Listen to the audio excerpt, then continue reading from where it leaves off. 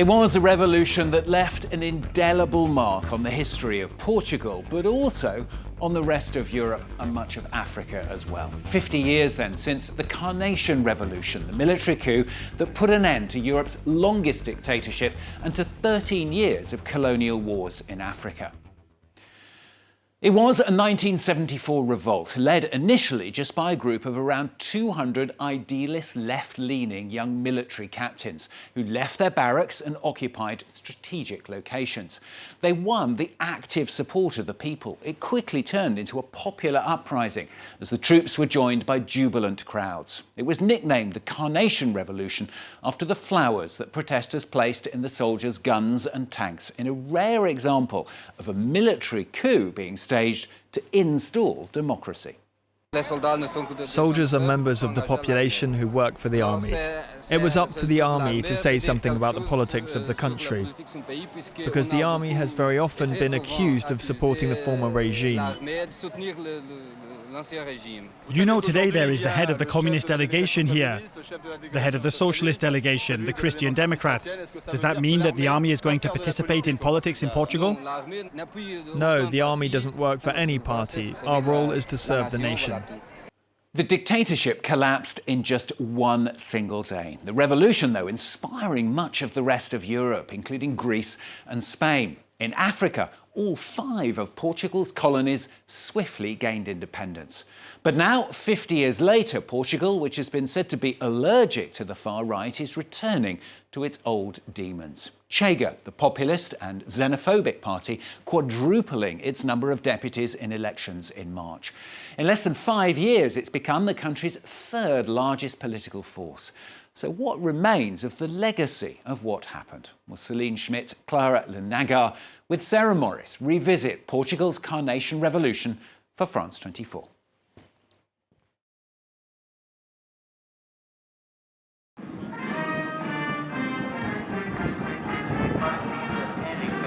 Praça do Comércio in Lisbon is where the Carnation Revolution began 50 years ago.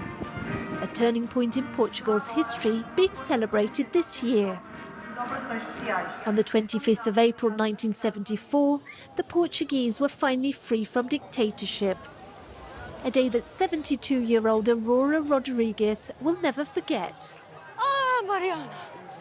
Oh, Mariana, it's great to see you again. How does it feel for you to be here today? Well, it might be over, but we can't forget what happened. In some ways, I feel free. Those who locked me up are no longer here, and those who oppressed people won't come back. We'll never go backwards. Aurora was arrested in May 1973 during a student protest. She was just 21 years old.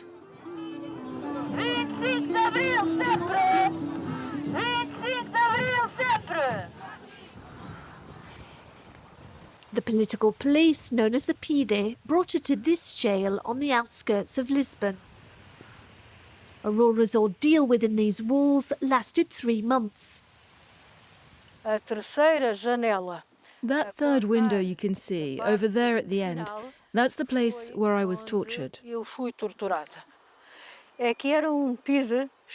There was a man from the PD who was particularly practiced at what he did. He didn't show any emotion, any expression, and he never said anything. He just hit me and hit me.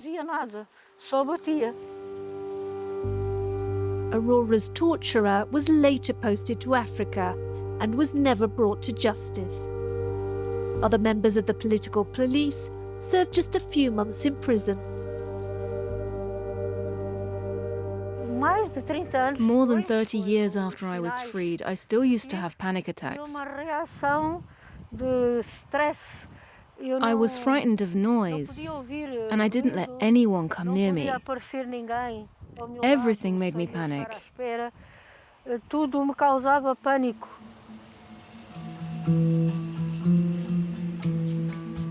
30,000 Portuguese people were jailed by the regime. Their liberation happened thanks to a handful of men, now known as the April Captains. Carlos Matos Gomes, was one of them. This monument stands for liberty, for the strength of the country, and for young people. That's also the flag that the young officers of my generation fought for. That fight began thousands of kilometres away from Portugal in the African colonies. For 6 years, Carlos went to wars on the 3 front lines of his country's colonies. This is a photo of me when I was captain of the section of Mozambique commandos. That was when we realized that war didn't make any sense and that it was already lost. While the rest of Europe had already ended its colonisation, Portugal was digging in. The dictatorship of António Salazar used all its economic and human resources on preserving the empire. An unpopular and dirty war. 140,000 men went to the front. More than 10,000 never returned. I lost a lot of friends. Some of them had parts of their bodies amputated. Others lost their sight. The guerrilla movements became stronger and stronger and better organized. And our new recruits were very poorly trained. The troops were more and more demoralized as the war went on. While Carlos and his fellow soldiers were stationed to Africa, back in Lisbon a plan hatched to overturn the regime. How do you do? Rodrigo Sousa y Castro and 10 other captains planned the operation of the 25th of April. For the first time ever, soldiers restored Portugal's democracy. Look, this is the most important document of our movement. For the first time, we speak of democracy. We needed to present a coherent political project to the Portuguese people, which expressed our rebellion. That project was about ending the isolation of Portugal, democratizing the country, organizing free elections, and joining the European Union. The April captains know that democracy can never be taken for granted. To make sure history isn't forgotten, Aurora has decided to share her personal experience.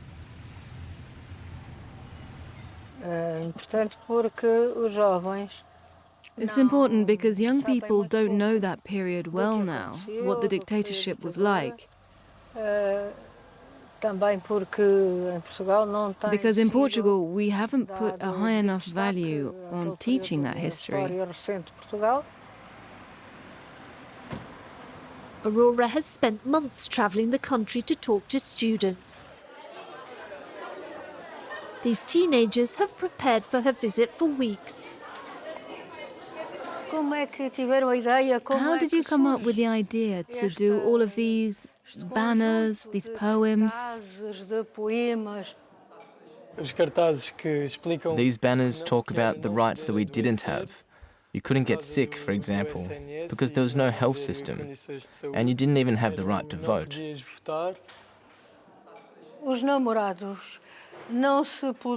We couldn't kiss in the street. If you did, the police came because it was considered indecent. It was unimaginable to have 2 people kissing. So just imagine if it was 2 men.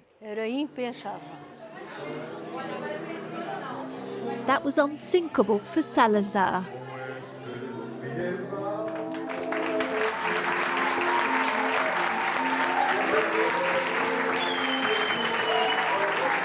The ordinary behaviour of teens today would have been considered a threat to the stability of the regime. I've never hit anyone. I was locked up for what I thought. My ideas were considered subversive, a threat to the security of the state. Thanks to Aurora, the achievements of these Portuguese heroes will be remembered. We need to look after freedom in our country. There are always things we can improve. Things don't just become perfect overnight. Our generation that didn't go through the 25th of April has the duty to try to protect our freedoms and to fight for all of those people who sacrificed themselves so that we could be free.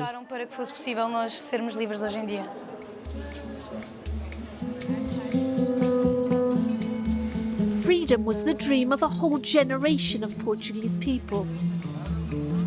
After a 4-decade-long struggle, the Salazar regime finally collapsed on this square. Adelino Gomes was one of the few journalists who covered the event. Hello, Colonel. I'm happy to see you. We were at exactly this spot 50 years ago.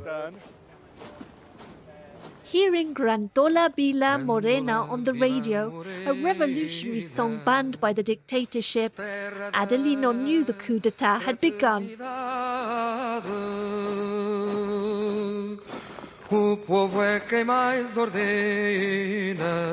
Leaving his microphone behind, he rushed out of his home to meet the soldiers. The goal was to take the general headquarters of the Republican Guard. That's where the president of the council and some of his ministers had taken refuge. We waited until they surrendered. That took 7 hours. The people joined the army and transformed the coup into a revolution. The very day after the revolution, Adelino and his fellow journalists discovered a brand new world. They could finally write freely. Here it says, this edition of the newspaper has not been subject to censorship. That was an act of rebellion after 48 years of censorship. Back then, we barely knew how to write an article or how to talk on radio or how to film TV images. We discovered freedom of expression. It was like learning how to ride a bicycle for the first time.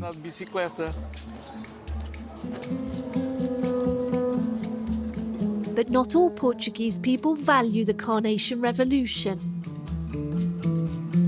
The far right has re-emerged in the form of a new party, Chega, founded in 2019. It's now the third largest force in the country. It's seducing more and more young people. Hi, how are you? Can you show me our last post? How many views did it get? 112,000. Federico Tropa believes the Carnation Revolution was a black day. It wasn't a decolonisation, it was a betrayal. There's one subject we've completely forgotten in Portugal's history, the repatriated people, Portuguese people born in Africa. They have been completely abandoned. So it was a bad decolonisation, and today we've got uncontrolled immigration. And the boom that we were promised never took place in Portugal. Modern-day Portugal is one of the most dynamic economies in Europe. Its GDP grew 2.3% last year, the envy of some of its neighbours. But intense inequalities persist, the cause of anger that Chega is tapping into. Last March, the party won 18% of votes, quadrupling its number of seats in the Lisbon Parliament. A breakthrough achieved by some very young MPs. Hi, Madalena. That's your first speech. You'll represent us. Do you feel ready? I'm a bit stressed. It's my first time. Above all, don't be monotonous, because people will get bored. When the message is strong, show your indignation that you are young, you're 20, you come from the south of the country, and no one has given you a chance in life. At just 25, Rita Matias is the face of the young. She's well aware that 50 years after the revolution, many Portuguese people fear the return of the far right. They say our message is xenophobic, racist, and even fascist, a series of adjectives that don't reflect our real programme. What we defend is common sense, what people are saying on the streets, in cafes and in restaurants. It's a fear that's been manufactured by people who don't want to see the country reformed and don't want to lose their privileges.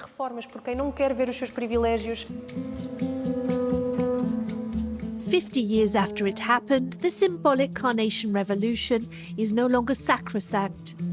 To avoid the mistakes of the past being repeated, the descendants of the April captains are also taking a role in politics. Hi, Uncle, how are you? Carlos's nephew, Tiago, is in the process of setting up his own party.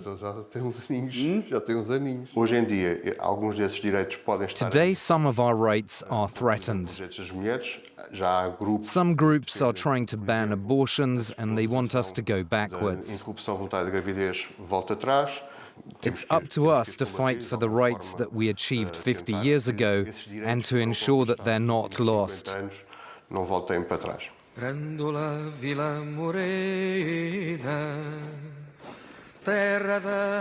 The heroes of the Carnation Revolution won't live forever. They hope the memory of that turning point will live on in the spirit of the Portuguese people. Dentro de ti, ó cidade. Dentro de ti, ó cidade. Céline Schmitt, Clara and Nagard with Sarah Morris revisiting Portugal's Carnation Revolution. That's all from this week's edition. You can catch it and the previous editions as well on our website at france24.com. Thanks for watching.